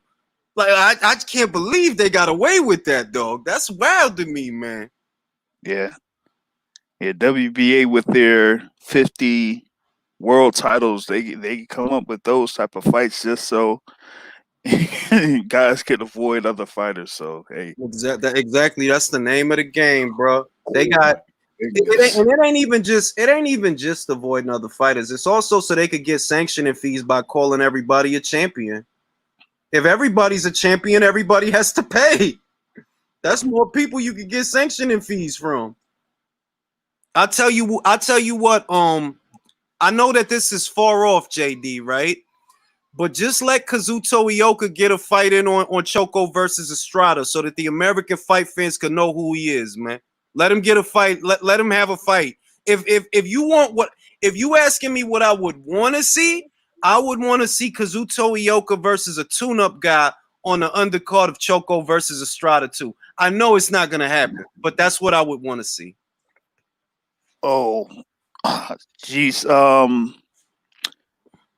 You had Chocolatito there in that Mikey Garcia fight. Who was on that other card too? You had Parker on that fight card. Who else was on there? I only came in at Parker versus Shondell Winters. Yeah, Shondell Winters. Then Choco versus Yafa. That was a great fight. Great fight. Yeah. But the other one that was on there too was a very good fight. What it was? Martinez Harris. That was a good fight. Yeah, that was a decent fight. I think Martinez could, also be part of that card. Yeah, I don't see why not. But he ain't no co-main, and that's the thing. When we thinking about who should be on the undercard, we're thinking the two fights right before the main event. What should be the co-main and what should be the fight before the co-main? I'm thinking, American fight fans don't know Kazuto Ioka. He's a world champion. I would love to see him on the undercard of a fight just so that the American fight fans will see what he could do. Once again, I know that's not the least bit realistic. It's not, but that's what I would want to see. Yeah. Yeah, have him featured there and have more eyes on him so people could know who he is. So I'd add him in there. Let me address this question from 7. Basically what happened, right, is Amanda Serrano said that they was gonna cut her purse by 50% because there's no live audience. So the fight is canceled. Oh yeah. But come to find out, that's not true. Because Lou DiBella, her promoter, said they never discussed numbers. They never said they were going to cut her purse by that much because they never sat down and discussed the numbers.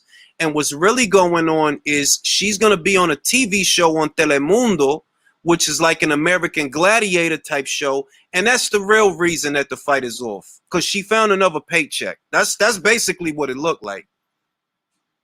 They wasn't going to cut your purse by 50%. If you wanted to wait for the fight, you could have did what Lopez did with Lomachenko. Yeah, I don't want Lomachenko. I'm going to just wait. I'm going to wait till it's safe to have a fight. But what I'm not going to do is book myself up because if I book myself up, that's basically saying I don't want the fight. Yep. Man, and I was looking forward to that fight too. Yeah, man. I was too, man. But I've been saying it for at least 2 years now that everything that she does tell me that she don't want that fight and she never wanted that fight. Everything she does tell me everything. If you just sign a 3-fight deal, you just sign a contract that ends with Katie Taylor, right? Your last fight was at 140 before you signed a contract. So why would your first fight of the contract be at 115 pounds? That literally makes no fucking sense at all. You could have dropped down to 35 and either fought Volante or fought Pursuit. That way, when the Katie Taylor fight come, you actually got a belt. Nah, you gonna go to 115, fight some no-name girl for a vacant title. It's like, bruh, I already see the gimmick. I see the gimmick. You never wanted that fight.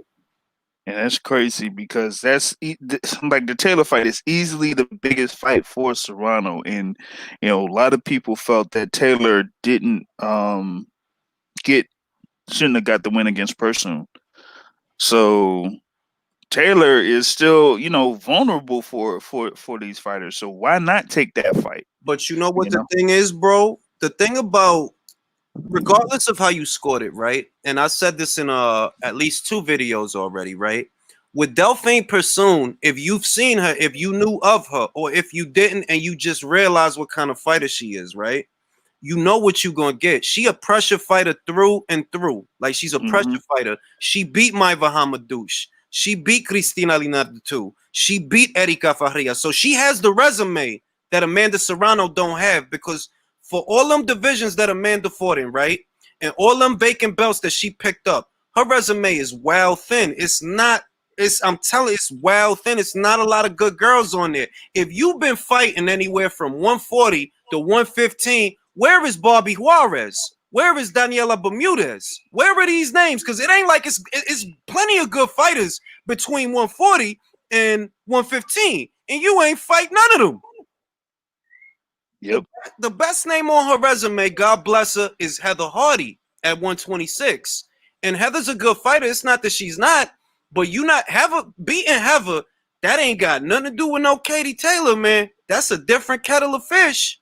So with Delphine, it's you dealing with a bankable fighter. With Amanda, for all them fights you have, I still don't know how good you are, because a lot of them girls you fought wasn't that good. So of course you're gonna look like a monster if you always fighting girls that ain't that good. Yeah.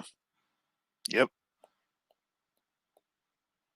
Like the Heather Hardy fight is probably the only litmus test that she's had in years. Why? Because even though Heather, like, on some technical boxing, she's probably not the best. She slaps with a lot of her hooks. Her defense is leaky. She get hit with a lot of shots. But what she does have is she's durable. She's tough. Like, she could take a shot and keep fighting. So it's like, all right, you beat Heather and you didn't knock her out. You didn't knock her out. Nope. Sure didn't. And that was at 126, bro. Yep. So that's that fight in New York, man. That was basically the fight in New York at the theater in Madison Square Garden. That was a good ass fight. That was a good ass fight, bro. Yeah. But I noticed that, like, look, when she went up to 40, she fought Yamila Reynoso, right? Yamila Reynoso is a journeywoman. She's a journeywoman. And with Yamila was eating her punches. She was walking through that shit. You couldn't knock her out either. Yep. So it's already coming together to, like, look, Amanda's a good boxer. You can see that she know what she's doing. But at what level is the question? Because it's a lot of good fighters that you didn't fight. You didn't fight no Persoons, no Volantes, no Sanchez's. You didn't fight no Bustos. You didn't fight no Maiva Hamadouche, no Brodnicka, no Wallstrom. It's mad names between 140 and 115, and you only fought Heather Hardy. That's it. Yes, like Heather Hardy and maybe like a Yasmin Rivas, but that's it. And Yasmin Rivas, look, I'll say, aside from Heather Hardy, one of the better fighters that she fought, and she's good, and I'm being nice, like, she is good, she's all right, was Diana Santana. And that's the only 2 names that really, like, all right, that's all right. The rest of them girls, come on, man. Like, them girls is no hope as them other girls, man. They never had a chance. And you know that. Yeah. So like I said, I'm not trying to write her off. That's not. I'm looking at her the same way I look at anybody else. I'm looking at her resume the same way I look at anybody resume. That when I look on your resume, for you to have been around since 2009 and you never fought an Acuna or a Barbie Juarez or a Daniela Bermudez or a Benita Fernandez, it's so many girls out there that you have not fought. And I'm looking and I'm like, yo, I don't really know how good you are, to be honest. I don't know. Because you really ain't been fighting nobody. You fought Adina Kiss, what, 2-3 times? Like, come on, dog. That's like Kell Brook fighting Ernie Smith 3 times. Like, yo, why you fought her so many times, yo? Like, Yeah, fought Fatuma Zarika, those 2 times. Like Fatuma is actually an all right name. I'll say Fatuma's an all right name. She is all right. But like I said, I'm looking for fights with fighters that bring to the table what Katie brings to the table. That's a good set of legs, good combination punching mid-range to inside, could fight on the front foot and could fight on the back foot. The only girl that she fought that I saw that had that kind of mobility was Diana Santana and Fatuma Zarika to a lesser degree. But the other stuff they don't got. The speed, the combination punching, the in and out. They don't really got it like Katie got it. So I'm like, yo, right. I don't know how good you are. I don't know. Yeah, they don't have the foot movement that Katie Taylor has, so you can't really, gauge Amanda Serrano from the fights that she's had against a Katie Taylor. Yeah, so. I mean, the main question that people have to ask themselves is: you do realize that Amanda Serrano held the WBO title at no, I don't know if it was the WBO, but she was a world champion at 135, right? Why did she never fight Delphine Passoon? Do you know how long Delphine was a champion? Delphine didn't just get a belt. She was a champion for years. Why did Amanda never fight her? Amanda has been around since 2009. Why did you never fight her? Everybody else fought her but you. Why you never fought Victoria Bustos? Why you never fought Rose Volante? Why you never fought what's this broad's name? Ramona. It's a lot of girls, man. I'm like, yo, you just didn't fight nobody, man. Yep. It's crazy. And all of that is deliberate, bro. Like, you can't, if you won 7 world titles, right? You've been a champion of 7 weight classes. And the first 7 times, because she already been a champion at 126 before she even fought Heather Hardy. But you've been a champion of 7 weight classes, and out of the 7, only once did you fight a champion. And the champion that you fought had like 4 losses. 11 wins, I think it was, and 4 losses, something like that. She had a shitty record. It's like, it's obvious what they're doing with you, man. They're making you look good. Mm-hmm. Making you look good. Like the first world title she had was at super featherweight. Exactly. and then she was basically like going down from that. Like how you go from super featherweight and then you win titles going down.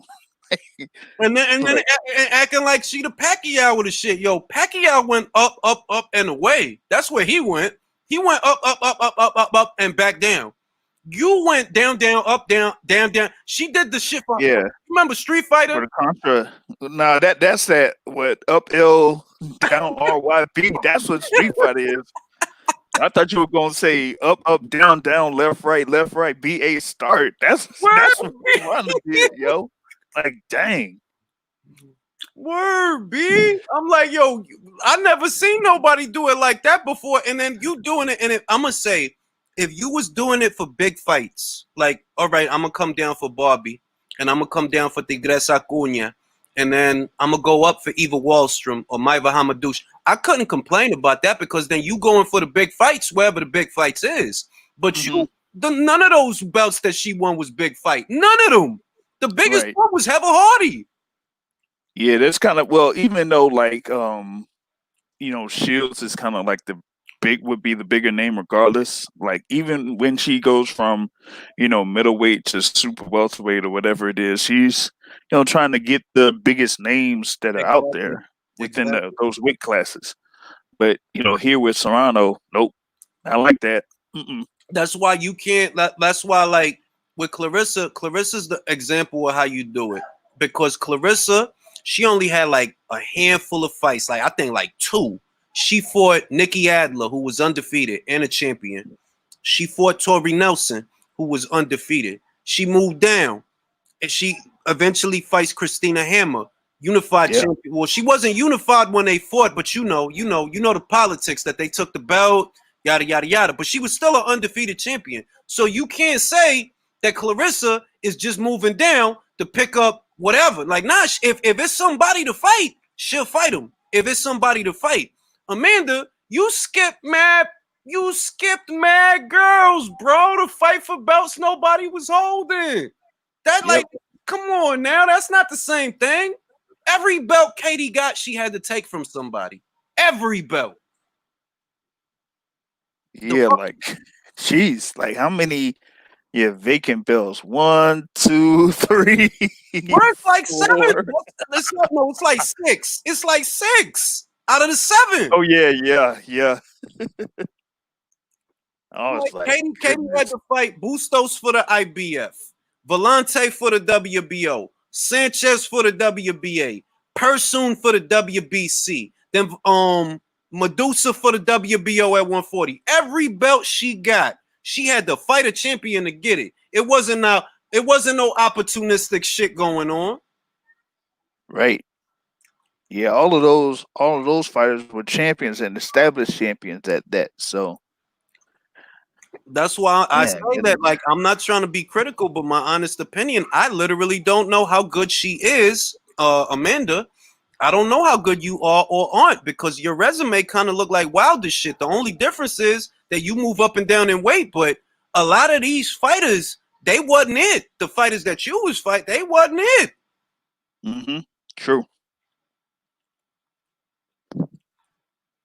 I'm gonna say underrated resume that most people don't realize, and that's cool, because I already know that coming in, that the one with the best resume and the most impressive reign is Cecilia Brækhus.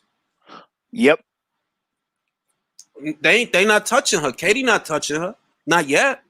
Clarissa not touching her. Yeah, y'all got the multi-division championship. That's cool. And I know that Katie actually beat more world champions than Cecilia. But the names on Cecilia resume, it's ridiculous, bro. It's ridiculous. So, you know what I mean? That's why I still got Cecilia at number 1. If Katie takes her out, then Katie will go to number 1. If she takes her out. But that's down the line. That's like 2 fights from now. Yeah. Oh man. But the thing with Brækhus though, she would have fought Catskiller. Yeah. McCaskill. Oh, I was looking for, oh man. They still gonna fight. I love that fight. I love that fight. They still gonna fight. A warrior. And I'm a fan of McCaskill, man. I'm a fan of her, and this is what I love about McCaskill. McCaskill is the opposite of Serrano, the exact opposite.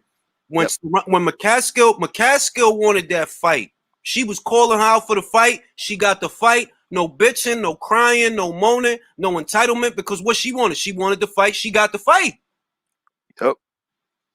That fight against Sanchez at in the DC area, that was like one of the best fights that I had seen that year, man. Mm-hmm. That was a great fight. McCaskill don't disappoint, and her trainer, they real nice to me. So shout out to them. Shout out to Jessica. Shout out to Rick. You know what I mean?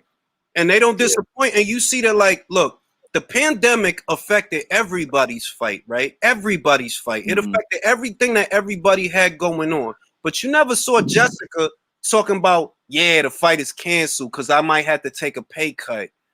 You didn't see that dumb shit.